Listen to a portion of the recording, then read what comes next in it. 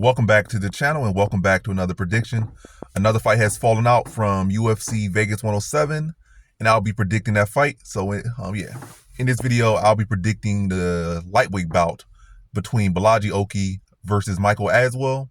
And how do I feel about this one right here is I'm going average confidence Bolaji Oki to beat Michael Aswell. And I just like Bolaji Oki just a much better talent, in my opinion. The short notice definitely helps Bolaji Oki, because fighters that, have already been on the card and they come in, and they got fighters that come in on late, short notice or whatever, have a high percentage in winning these fights. But Michael Aswell is no slouch, but I think a lot of the factors benefit Bolaji Oki, and all in all, I do like Bolaji Oki more in general anyway. So he's getting him at a good situation. You can end this fight on short notice.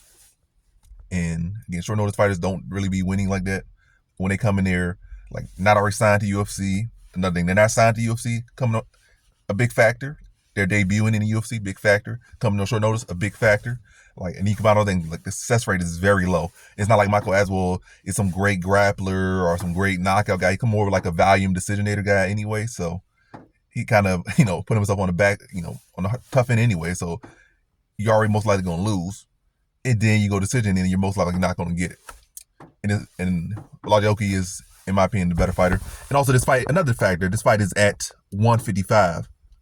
I don't think Bolaji Oki going to take this fight on short notice and drop to 145. It's going to be short notice, so Aswell's going to have to come up to 155. So, yeah. I don't really rate Aswell. I really don't rate nothing Aswell does all that good.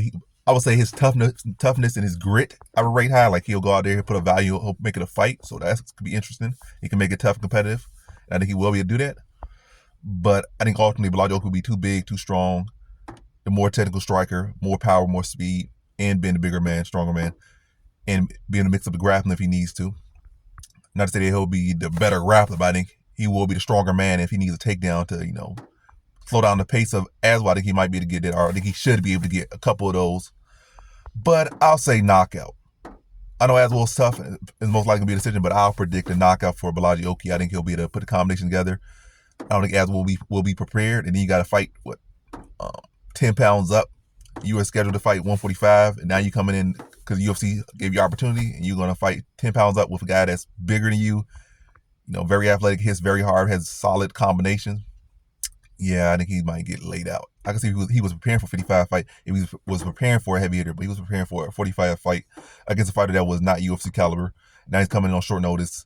It's going to be about 2-3 days notice from his fight. From this fight.